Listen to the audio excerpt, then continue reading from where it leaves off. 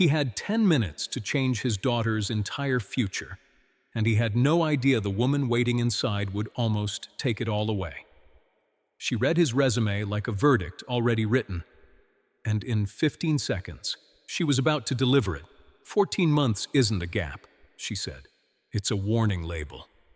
She had no idea what those 14 months had actually cost him. He didn't storm out. He didn't beg. He simply reminded her that some gaps are proof of exactly who you are. That night, alone in her glass tower, Vanessa Cole finally read the whole story and realized she'd humiliated the one man she should have hired on site. David Turner straightened the cuff of his blazer for the third time in 2 minutes, watching his own reflection stretch across the mirrored elevator doors of Cole Enterprises Tower. 35 floors below, the city moved the way it always did, indifferent, relentless. But up here, in this glass column climbing toward the clouds, the air itself seemed to be holding its breath along with him. If you have ever sat in a waiting room knowing that the next 10 minutes could change your entire life, stay with me until the end of this story, because what happened to David in that boardroom would test everything he believed about dignity.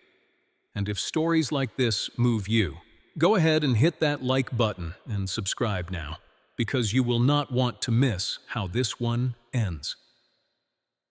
That morning had started at 5, the way most of his mornings did. He'd made Mia's lunch first, turkey sandwich, cut diagonally because she insisted triangles tasted better than squares, before he'd even thought about his own breakfast. He'd checked her medication chart taped inside the kitchen cabinet, confirmed her appointment reminder on the fridge calendar, and only then had he allowed himself 20 minutes in front of the mirror to become, for a few hours, someone a hiring committee might take seriously. He was 35 years old, with tired brown eyes that still, somehow, held warmth in them, a neat fade haircut he'd trimmed himself in the bathroom mirror the night before, and a navy blazer that had seen better years, but was pressed within an inch of its life. In his lap sat a leather folder containing 3 copies of his resume, a pen that still worked, and a small folded photograph he touched every single time he felt his nerves slipping. A photograph of a 7-year-old girl with gap teeth and pigtails, laughing at something just out of frame. Her name was Mia. She was the reason David was standing in this elevator in the first place, and she was the reason his hands would not stop shaking. 18 months earlier, David had a wife, a steady job as a financial analyst at a mid-sized logistics firm, and a mortgage he could actually afford.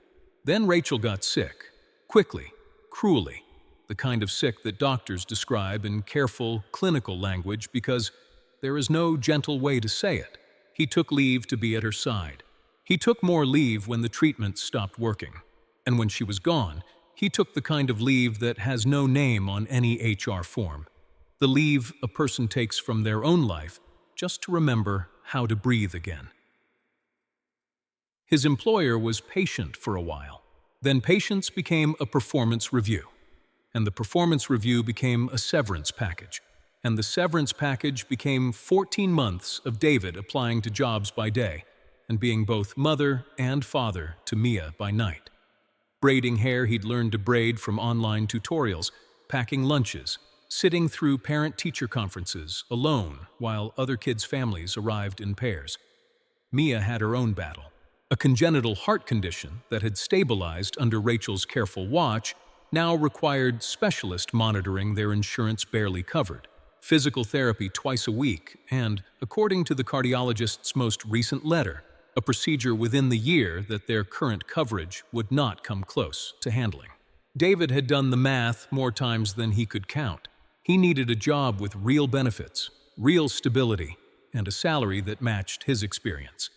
Not because he was greedy, but because his daughter's heart quite literally depended on it. Cole Enterprises had an opening for a senior financial analyst. The salary was generous, the benefits were exceptional, and the woman who ran the company, Vanessa Cole, had a reputation that preceded her into every room she entered. She was 41, sharp-jawed, with a blonde bob cut so precise it looked engineered rather than styled, and eyes the pale blue of glacier ice. eyes that, according to industry gossip, had ended more careers in single sentences than most executives managed in entire tenures. She had built Cole Enterprises from a failing regional firm into a national powerhouse by being, in her own words, allergic to weakness. She did not believe in excuses. She did not believe in sob stories. She believed in results, and she had built her entire empire on the principle that sentiment was a luxury the truly successful could not afford. The elevator doors opened onto the 40th floor with a soft chime, and David stepped out into a lobby of white marble and glass that seemed designed to make ordinary people feel small. A receptionist with a headset directed him to a boardroom at the end of a long hallway lined with framed magazine covers, every one of them featuring Vanessa Cole's unsmiling face. He was 10 minutes early. He sat in a chair outside the boardroom, folder in his lap, and rehearsed his answers one more time. Tell me about a time you failed. Tell me about a gap in your resume. He knew that question was coming. He had practiced an answer that mentioned a family matter and nothing more, because some things were not for interview rooms.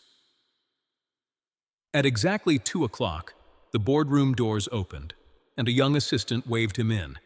Vanessa Cole did not stand when he entered. She sat at the head of a long, black marble table, a single folder open in front of her.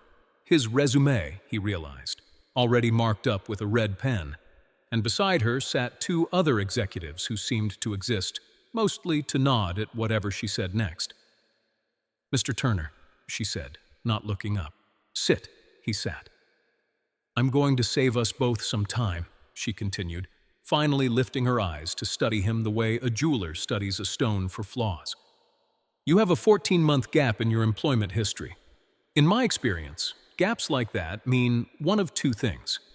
Either you were let go for cause, and you're hoping I won't ask, or you simply decided that showing up to work was optional for over a year. Which is it?" The 2 executives beside her did not react. This was, David understood immediately, simply how these meetings went. "Neither," David said, keeping his voice level. "I stepped away to care for a family member. I'm ready to return to full-time work now, and I believe my track record before that gap speaks for itself." "A family member," Vanessa repeated, the words flat, almost bored. "That's a very convenient phrase, isn't it? It answers nothing and closes the conversation at the same time. Tell me, Mr. Turner, do you think Cole Enterprises operates on convenient phrases? We operate on numbers, accountability, people who show up. 14 months is not a gap. It's a warning label." David felt heat rise in his neck, but he kept his hands still on the table. "With respect, I don't think a difficult season in someone's life should be treated as a character flaw." "I don't think character has anything to do with it," Vanessa said, and now there was an edge in her voice that the 2 executives clearly recognized, because both of them suddenly found their notepads very interesting. "I think competence has everything to do with it, and competence doesn't take 14-month vacations. I've read 100 resumes like yours this month. Every single one comes with a story, a sick parent, a divorce, a move across the country, and every single one of those people expects me to hand them a 6-figure salary out of sympathy." "I'm not asking for sympathy," David said quietly. "I'm asking for a chance to show you what I can do." "You had that chance the moment you walked into this building," Vanessa said, closing his folder with a sharp snap that echoed off the marble. "And frankly, Mr. Turner, I don't think you're ready for a role at this level. I think you're a man who fell behind and is hoping the right interview will let him catch up without doing the actual work of catching up. I don't hire hope, I hire performance." The room went silent except for the hum of the air conditioning. David felt something crack quietly in his chest. Not surprise exactly, because some small, tired part of him had expected this. It was the specific, familiar humiliation of having his grief reduced to a scheduling inconvenience, of having 18 months of holding his family together summarized as a warning label by a woman who had clearly never had to choose between a specialist appointment, and a mortgage payment. He thought about Mia's small hand in his during their last visit to the cardiologist's office. The doctor's careful voice explaining what would need to happen within the year. He thought about the folded photograph in his jacket pocket. "Ms. Cole," he said, standing slowly and buttoning his blazer, because his mother had taught him that dignity was something you carried out of a room, not something someone else could take from you on the way out. "I hope one day life gives you a reason to understand that not every gap on a resume is a weakness.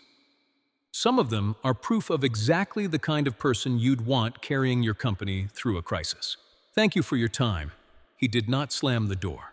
He closed it with the same quiet care he used every night when he checked on Mia, asleep in her bed. And he walked back down the hallway of magazine covers without looking at a single one of them.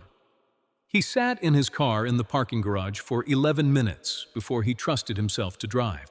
Then he picked up Mia from his neighbor's apartment, made her favorite dinner, scrambled eggs and toast, because sometimes a 7-year-old doesn't care what time of day breakfast food is served, and did not tell her that the job he'd been counting on had just closed its door on both of them.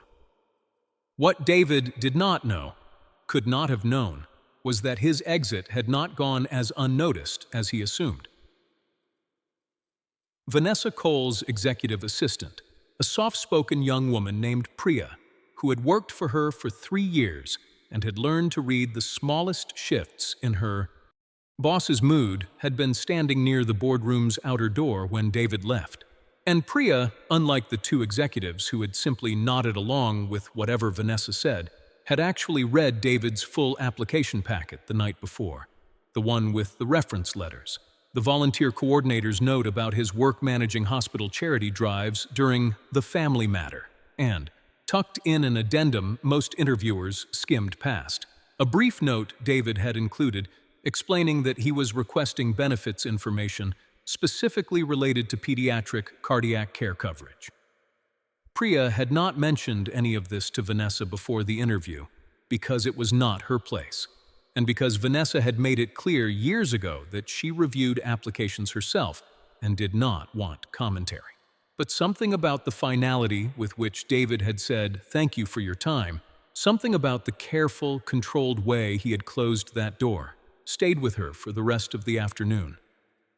That evening, working late to finish a board presentation, Vanessa found herself unable to fully concentrate. She kept replaying the interview in fragments, not because she doubted her decision, she told herself, but because something about the man's composure under pressure had been, professionally speaking, unusual. Most people who got that kind of pushback either crumbled or got defensive. He had done neither. He had simply stood up, said something almost generous, and left. She called Priya into her office near 7, more out of restlessness than genuine curiosity. "Pull the full file on the Turner interview, the financial analyst candidate from this afternoon." Priya hesitated only a second before setting the folder on Vanessa's desk. The folder Vanessa herself had never fully opened, because she'd made her decision from the resumes, first page, and a red pen. What Vanessa found in the following 20 minutes rearranged something in her chest that she was not entirely prepared for.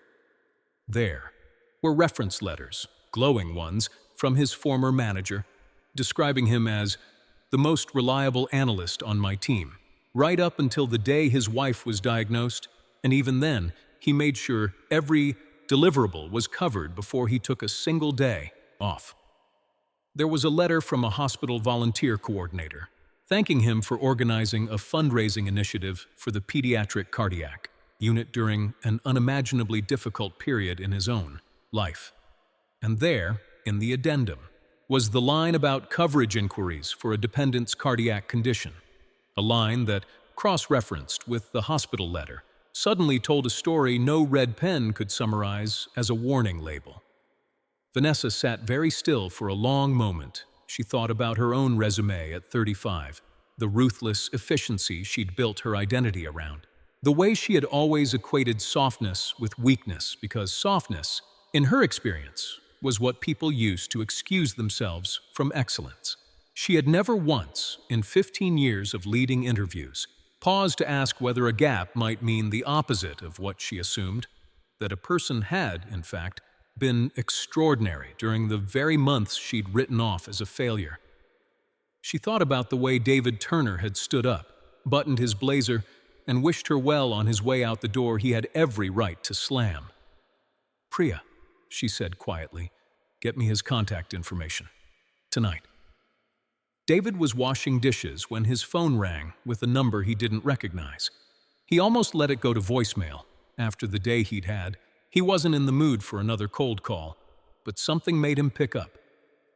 "Mr. Turner," said a voice he recognized instantly, and every muscle in his shoulders tensed. "This is Vanessa Cole." "Ms. Cole," he said carefully, drying his hands on a dish towel. "Is there something else you needed?" There was a pause on the line, longer than he expected from a woman who had never once, in their entire interview, paused before saying something sharp. "I owe you an apology," she said finally, and the words seemed to cost her something. "I made a decision about you today based on incomplete information, and worse, I made it in a way that was unkind, regardless of what information I had. I read your file properly tonight, your reference letters, the hospital letter, the note about your daughter's condition, which you clearly did not feel was any of my business to hear about in that room. And you were right not to volunteer it. That was never information you owed me. It was information I should have taken the time to find on my own before I opened my mouth." David sat down slowly at his kitchen table, Mia's crayon drawings still scattered across it from earlier that evening. "I appreciate you saying that," he said, and meant it, though caution still sat heavy in his chest. "But I've learned not to need an apology to move forward. I'll be fine. My daughter and I always are." "I don't doubt that for a second," Vanessa said. "You've clearly built a life out of being fine under circumstances that would have broken plenty of people I've hired for far less. That's exactly why I'm calling. The position is yours if you still want it, not because I feel sorry for you, and please don't accept it if that's the reason you'd say yes. I'm offering it because, reading your history tonight, I realized I was looking straight at the kind of person I actually built this company to find, and I almost let my own rulebook talk me out of hiring him." David was quiet for a moment, turning the offer over in his mind, remembering the boardroom, the red pen, the word warning label. "I'd want to know one thing first," he said. "If I take this job, is this who I'll be working for? Someone who reads people by their gaps, or someone who's willing to read the whole file?" "Fair question," Vanessa said, and for the first time that day, there was something almost like humility in her voice. "I can't promise you I'll never make a snap judgment again. Old habits like mine don't disappear over one phone call. But I can promise you I'll do the work of reading the whole file from now on, starting with everyone on my team, not just the people I regret misjudging." They talked for another 20 minutes that night, not about spreadsheets or quarterly projections, but about Rachel, about Mia's upcoming procedure, about the specific, unglamorous exhaustion of being both parents at once. Vanessa, who had built her entire public identity around never showing a soft edge, found herself telling David, almost involuntarily, about her own father, a man who had walked out on her family when she was 9, and how she had spent 3 decades building a life where no one could ever again make her feel like she wasn't enough. It explained, though it did not excuse, the woman in the boardroom. David started at Cole Enterprises the following Monday. He was good at the job.